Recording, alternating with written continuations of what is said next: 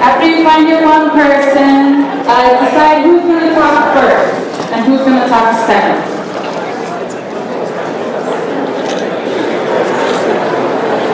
All right. So now, here's what's going to happen. I'm going to give you a prompt, and the person who's going to talk first is just going to talk about it until I tell you to switch, and then the second person's going to talk about it, and the person who talked first isn't going to interrupt and be like, yeah, totally, that one time that I did that thing too. I'm just going to listen. Alright, so, person, this is the prompt. What is the first thing that you remember owning? So, maybe everybody's going to take a second by themselves to like dig down deep and remember the first time you remember owning something. And now, person one, go. Hello.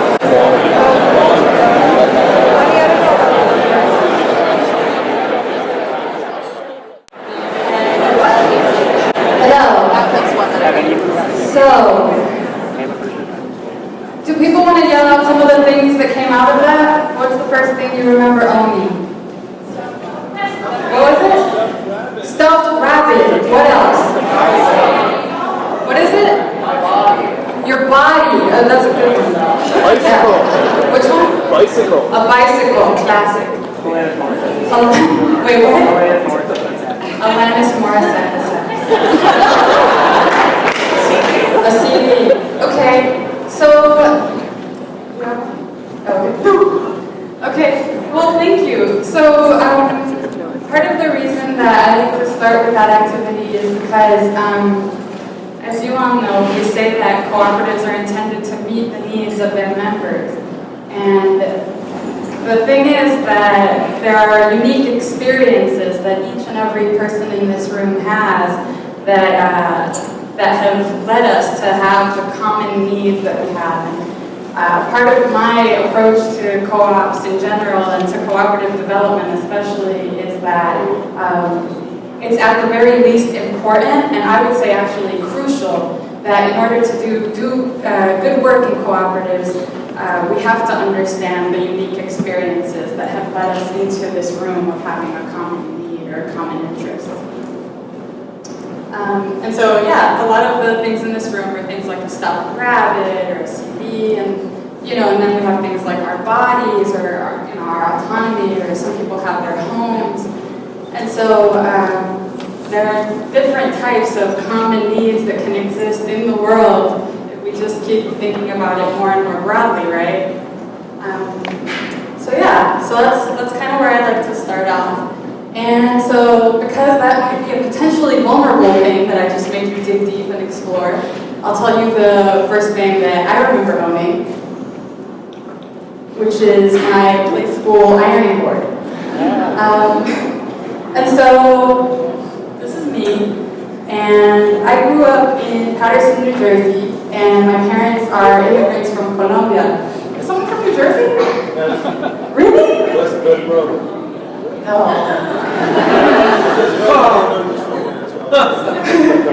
Thanks. I grew up in Ferguson, New Jersey. My family is from Medellin, Colombia. Can I take it out? And my parents came in the 70s when a lot of people came from Medellin, Colombia to New Jersey, New York. And so what they do, or what they did for years and years, that's in the yellow shirt back there, that's my dad, and he was a factory worker. He was what he did was, these machines are looms, and so they make the woven labels on the backs of clothes. And so that was what my mom and dad worked in until they got laid off 2 years ago. And I think that this is important because this is my unique experience, and this has influenced a lot of the way that I approach the work that I do. And I grew up in New Jersey because that's where there were a lot of textile mills. And then, do any of you come from factory families? So a few of you, yeah. And so, where are y'all from? Where? Detroit, Ohio. And so, Yeah, are there still factories where you live? So this thing happened, right? And with the textile factories, what happened was this NAFTA. And so NAFTA happened, and all of these textile mills all of a sudden disappeared. And so it was this model where there was a time, and this time was up until my brothers were in high school. My brothers are a little bit older than me.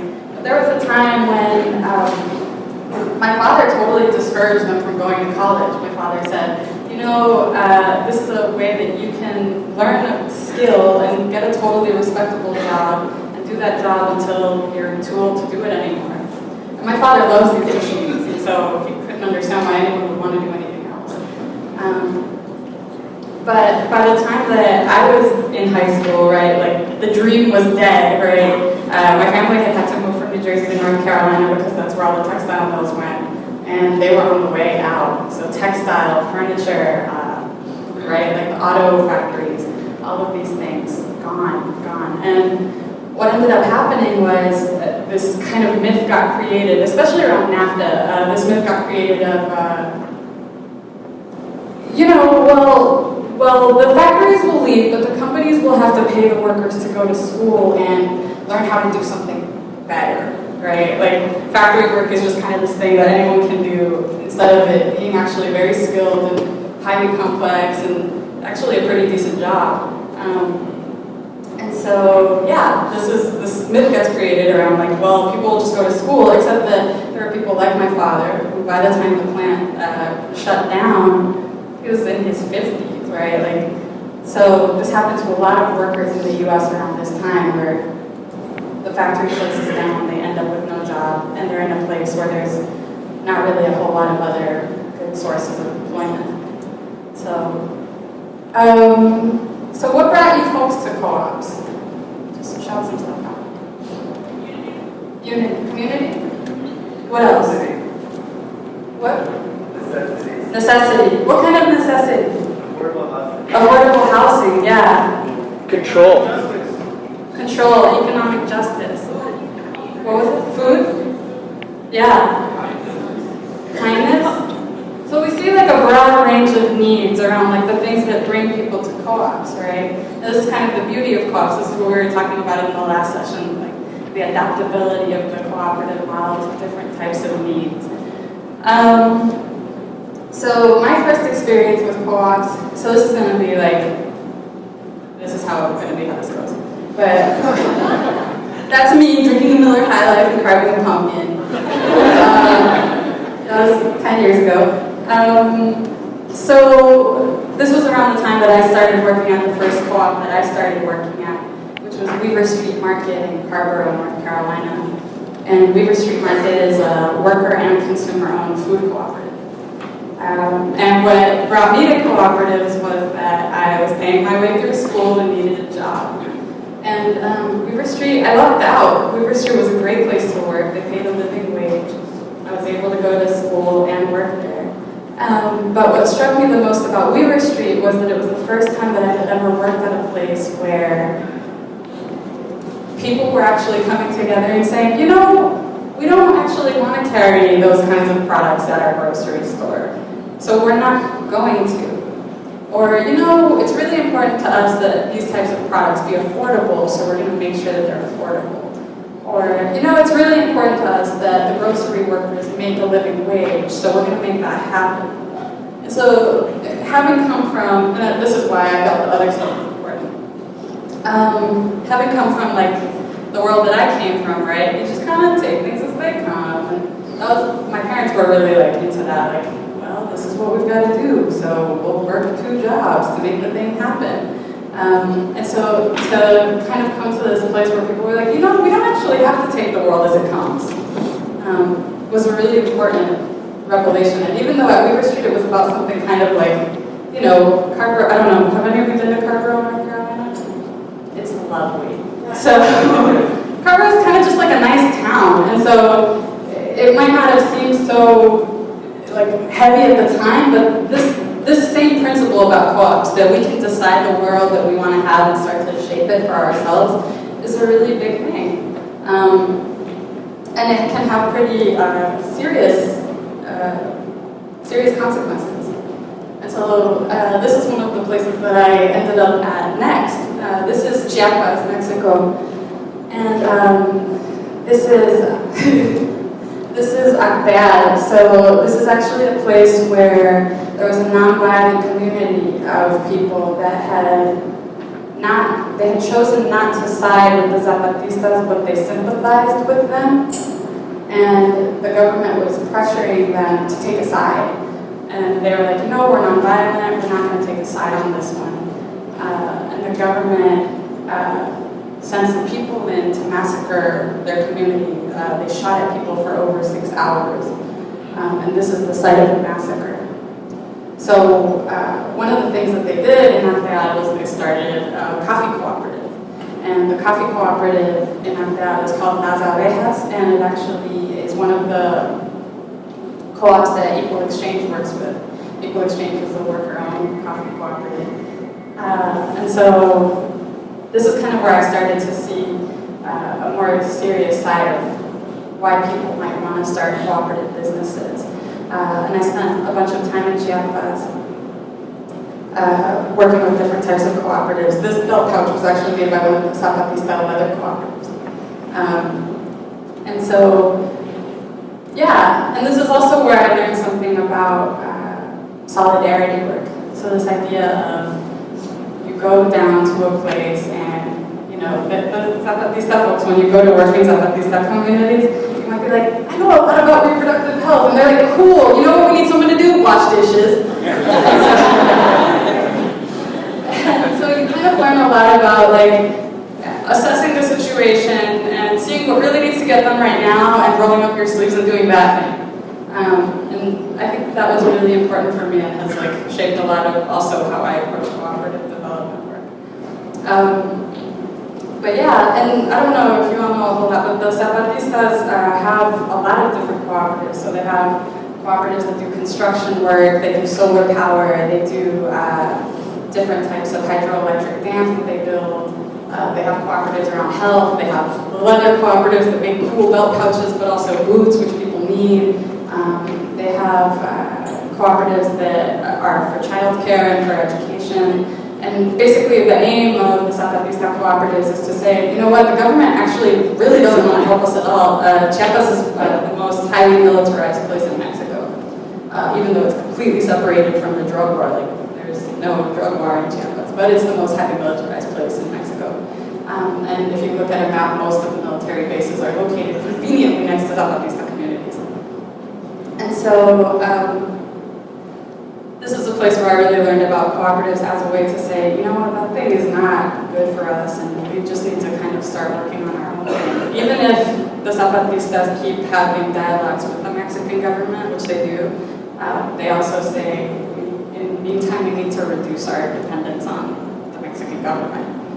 So this has been a way of doing that. So, and then, I guess I wanted to ask you all to get back in your pairs and talk about, going off of that example and some other examples that we're talking about, but from your experience and from the ideas that you all already have, what are some ways that cooperatives can be used to make the world more just or to level the playing field a little bit more? Go.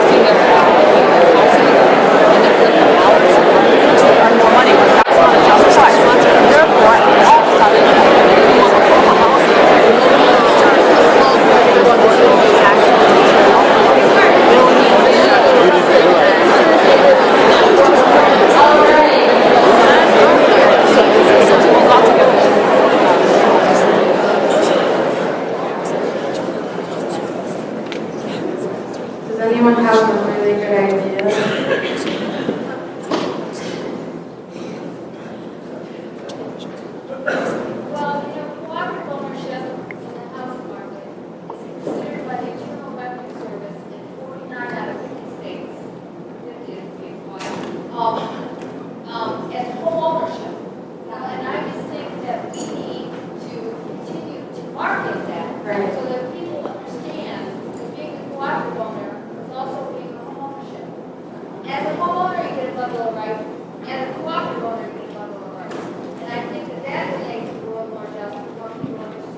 So cooperative homeowners.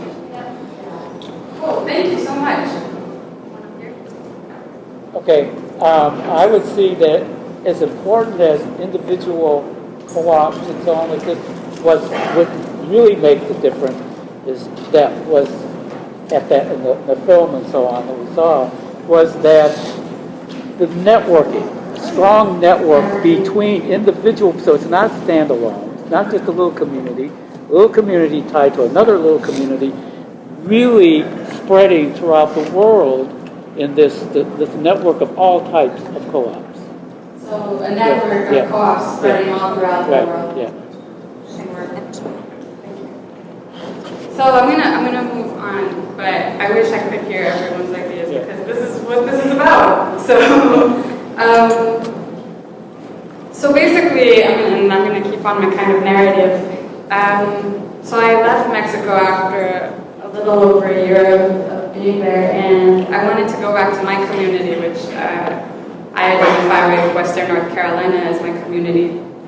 And I wanted to be having conversations about cooperatives, but also about immigration, because immigration stuff was getting really bad in Western North Carolina. And so basically it's in our lifetime, in people in this room in our lifetime, that immigration policy in the U.S. has drastically changed. And so when people like my parents came to the U.S., you could come to the U.S., right? And you could get a job and figure things out and, have a good life here. And that changed basically like post 9/11, really, things got really bad. And that's around the time that it became impossible for people to get driver's licenses, and it also became much more difficult for people to get decent jobs. And it also became much more difficult, right? Because I don't know how much overlap there is between people in this room and the immigrants' rights movement, but there's this thing, right, where people are always like, well, I don't know why they don't just get their papers. Like, I don't know why they don't just, like, get it fixed. And the thing is that's actually impossible. And, like, I could show you all, like, the complex diagram of, like, did you do this? If no, then no, there's no remedy for you. So immigrants' rights work started to become really relevant to me. So I went back to North Carolina, and what had started to happen in North Carolina was that there had been all these workplace raids. And so what this means is that people show up for a day of work at a place where they were hired, and the workplace boss or owner has made a prior arrangement with Immigration and Customs Enforcement and said, oh yeah, you can come and raid the factory today, or oh yeah, you can come and raid my restaurant today. And so immigration shows up and says, where are your papers? And nobody has them, and so those people are detained and deported. Which I guess, like, you could make the argument that they were doing something wrong, but all they had done was show up to go to work. So, like, it becomes this thing of, like, people becoming criminalized just for existing in a normal way, right? And then what they had also started doing, and so in North Carolina, they had two big raids before I moved back. One was where Immigration and Customs Enforcement pretended to be OSHA, which are the people who do, like, workplace safety stuff. And so they put out all these flyers and went to construction sites and said, there's going to be an OSHA training. You can come and learn about workplace safety. And so, like, 200 construction workers from North Carolina show up to this workshop, and it's not an OSHA training, it's a raid. And so all of these people are detained. And then in Western North Carolina, where my family was living, in Western North Carolina, there was another raid where, again, right, the employer was in on it. The city of Asheville, where the factory was in on it. Like, everyone knew that ICE was going to go to this one factory on this day, like, weeks in advance, and that they were going to have this raid. And so what ended up happening is all of these people, like 60 people, mostly men, got put into deportation proceedings. And so there was a group of community organizers that started working on trying to deal with their deportation cases. But then there was a group of people who started saying, well, this is going to keep happening. And what we're seeing are all these women, because it's the men getting deported, and so all of these women who, depended on their economic relationship with these men, and right, their families, their children, who end up jobless or not able to pay all the bills. And so we can't just keep hoping that people won't get deported if we work on their deportation cases. What else can we do? And so they started some worker co-ops. And so this is the first one that got started. This one is called Home Cleaning Professionals, and this one has been around for about 5 years. And there are more worker owners than this now. There are about 10 worker owners now. And so Home Cleaning Professionals is a immigrant women-owned cleaning cooperative in Western North Carolina. So most of these women, before the co-op got started, were making about $4 an hour working under the table, terrible, exploitative conditions. And now they're owners of their own business, and they can work flexible schedules so that they can still spend time with their kids. And they make well over double, so they're making like $11, $12 an hour now. And they're building equity, right? So they're building something that belongs to them and is gathering more value over time. And I also think this is an important story because for a lot of these women, so it turns out that for a lot of these women, the relationships that they had been in were kind of shitty. So this was finally like a place where they could hang out with other women and have safe conversations about what they wanted for their futures and how to invest in something together. It also became like a super queer-friendly space for like working-class queer immigrant women in Western North Carolina. So, which is a very small population of people, let me tell you.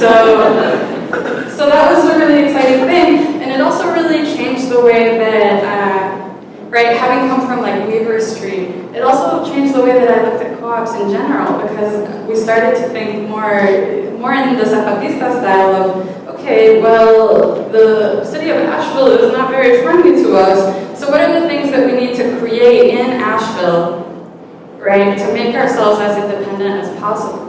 And so what we need are things like good jobs. Okay, we'll start some co-ops where we can make money. And then what we need are also other ways to level the playing field. So we started an interpreting collective so that we could do interpreting work between Spanish and English in different spaces so that our community organizing spaces in Western North Carolina are always completely bilingual. And we started to think about the other things. So affordable housing has become a huge problem. Like increasingly as Asheville becomes like this really like cute place in the South that you should move to. What that has done is push out a lot of people who have been able to afford to live there. And so some friends of mine bought a trailer park. And so they have a housing co-op that is a trailer park. And so it's a way to guarantee that people have affordable housing in a rural place, right, which is not the model that we usually see. These are the types of, we've talked about trying to start like a transportation cooperative because, as I've mentioned before, people don't have driver's licenses, and that's a problem. So it also affected like our thinking about the types of cooperatives that needed to be started. And so, yeah, and also, just to talk about, I know, like Mo and I were talking about Appalachian economies, and that became something that I started to think about a lot, like, people like my father who had lost their jobs, or people like these women who, for completely different circumstances, were losing their economic means. Like, how do we make something that works in a place where, right, extraction has been the way things work, right? Appalachia is a place where the history is around someone from some corporation comes in and either extracts natural resources, right, through mountaintop removal, through fracking, through mining, or extracts labor through exploitative conditions, through factories, through, what have you, so the service economy. How do we think about a way to work in this economy cooperatively?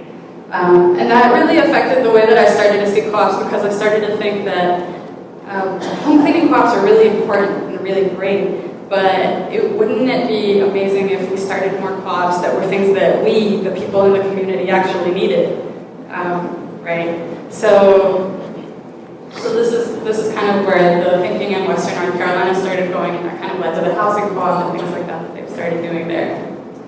Then I left North Carolina because I started to think a lot about, man, it would be really good to get good at the technical parts of co-op development, and that's really hard to do when you're constantly putting out fires. And so I wanted to move to a place where the economy had never crashed, right? And that's how I found Austin, Texas. So Austin, Texas is a place where the economy supposedly never crashed. And if you talk to former Governor Rick Perry, right?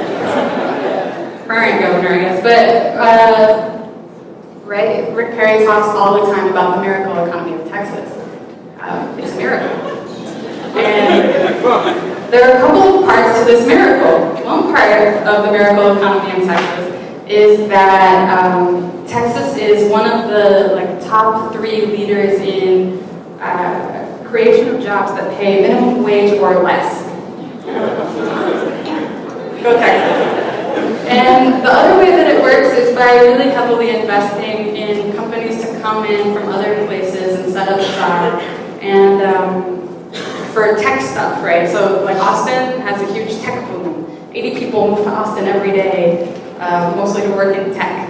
And so, as you might imagine, the traditionally marginalized communities of Texas are not exactly the people who are getting hired for those jobs, right?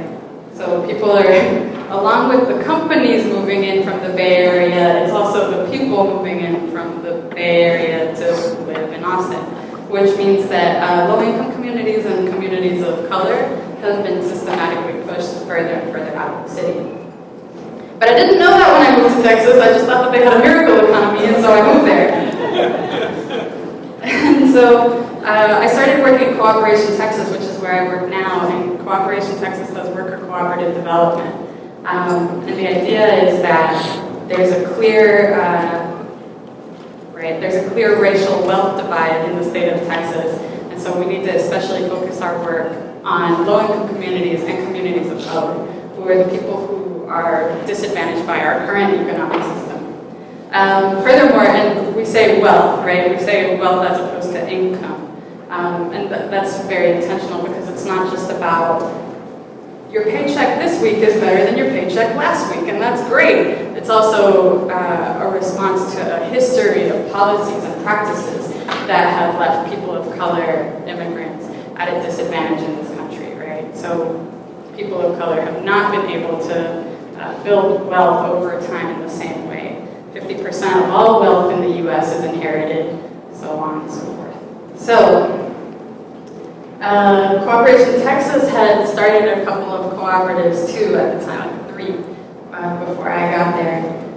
And it was, so the job that was given to me was get more low-income people and people of color to come and start cooperatives.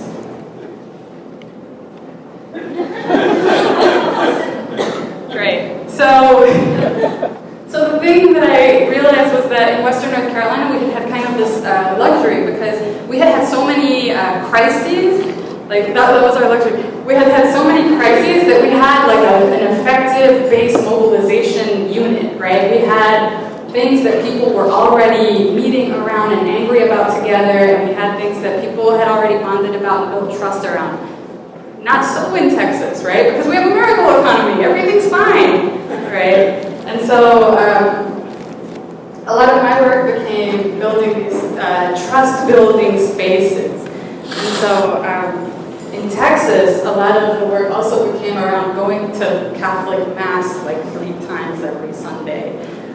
Because that's where the effective base mobilization unit is in Texas. That's in the churches, because that's where people are going for their services and for their community building. And I realized that we couldn't start good worker co-ops unless people trusted each other and trusted each other with their money. And I realized that we couldn't do that until we had gotten people into rooms together to talk about money. So I got this scheme together where I convinced some Catholic churches that I should come and do financial literacy classes. I'm like, yeah, it's gonna be like really good. Like, I'll do financial literacy classes and people will learn how to save money. And so we would get people in the room and we did talk about saving money and budgeting and all that stuff, but we also talked about, so why are things the way they are, right? And we also talked about things like, yeah, comprehensive immigration reform isn't gonna happen. So what do we need to do to build economic power in this community so that we don't have to just keep waiting for the Obama administration to do a magical thing, right? So this is what this group of people have been talking about for the last few months. And as part of that, conveniently, we also decided to start some saving circles, right? So these people come in every month, once a month they come in and they pay in a certain amount of money, and that money is sitting somewhere for them. And they talk about how they're progressing towards their savings goals, but then we also talk about different tools that this community can use to work together to try to resolve their financial issues.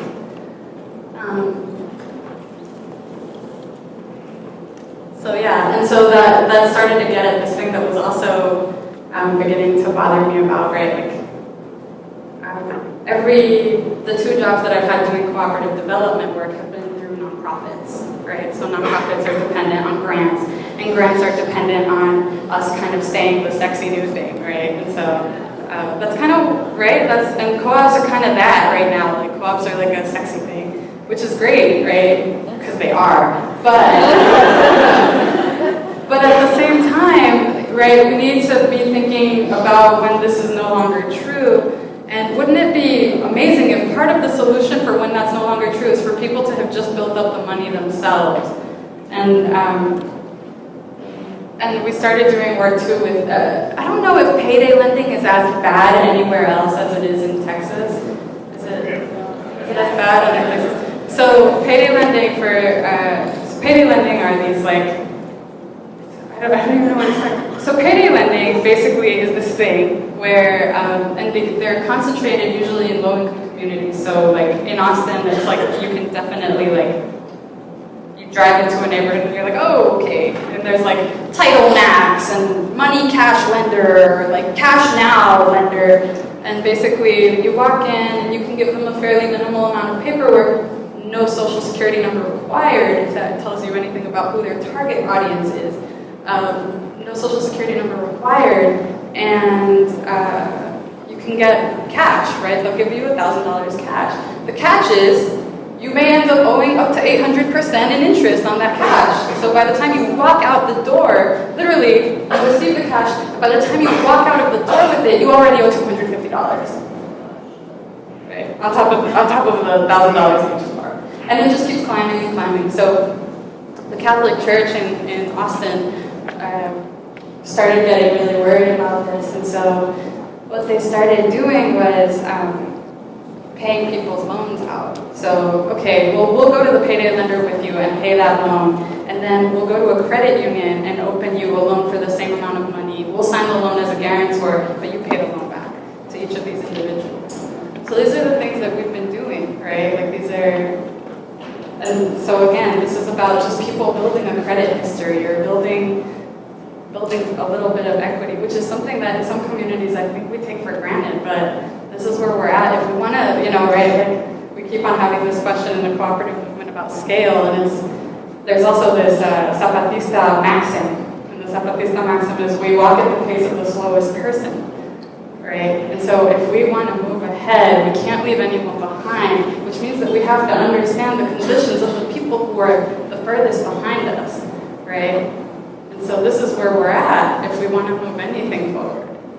Because otherwise, these people won't be at the table, and then what will we have built? Again, it goes back to our common needs and aspirations and the unique experiences that have led us to them. So, I don't know, I'm curious to see what you all think about this other thing, which is I've begun talking about, but that's, before we move on, I like this picture a lot. This picture, I call it the moment of truth. And so this is one of these financial literacy classes that we started doing at the church, and people had to save all their receipts from, I don't know if you all have heard of, like you do the budget, and then you save up your receipts for the month and see how it matches up to the budget. So it's pretty CDM taking out all of his receipts for the month for the first time. It was really exciting. Anyway, moving on. So if we want to start these co-ops, right, if we think that co-ops are a way to make the world more just, and we want to start these co-ops, then how can we get access to the resources that we need to start them? So I'm going to ask you to talk about that in your pairs for a few minutes. Go.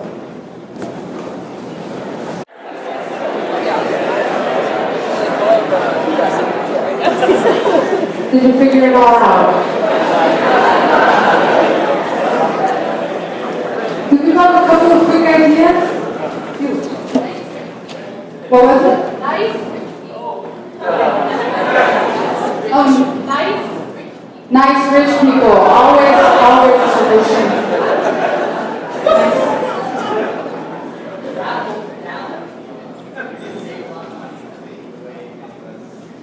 Yeah. Okay. And then Providing education that makes people realize that alternative model of yeah. Cool. Yeah, those are all good ideas. I'm going to move on because I want to leave room for questions at the end. But, yeah, I think that there are a lot of things that we can do to not feel limited by, we definitely need to be working with the different types of traditional access to resources that exist through banks and things like that. And at the same time, I think that we have so much capacity to imagine different things from what we've always done, right? And it's, like they say, if you do what you've always done, you'll get what you've always gotten. So, I think we have such a capacity to imagine just in this room, and so that's exciting to me. I want to wrap up with a couple of things. One is this picture that Opportunity Threads put on the internet this a couple of weeks ago.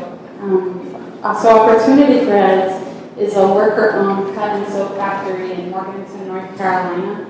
And they started as part of the same group of cooperatives that I was talking about earlier after the immigration rates.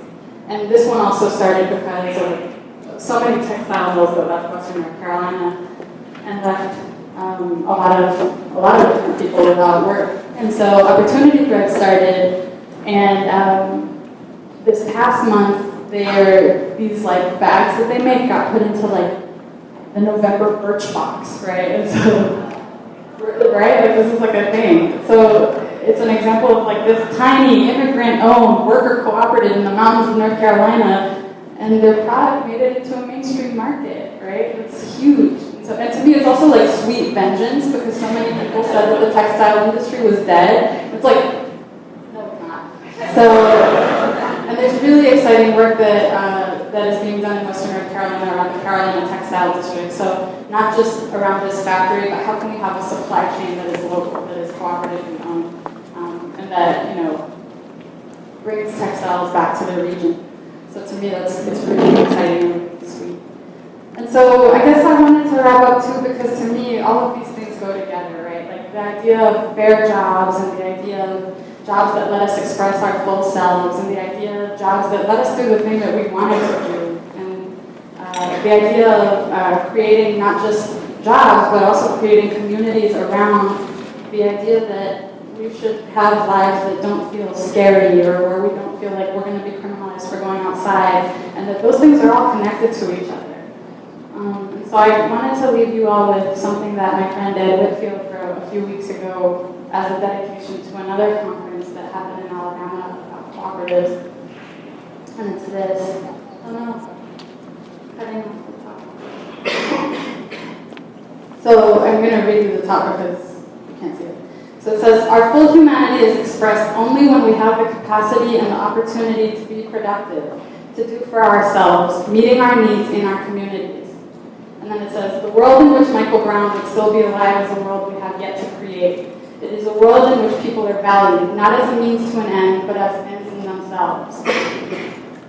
And thank you all so much.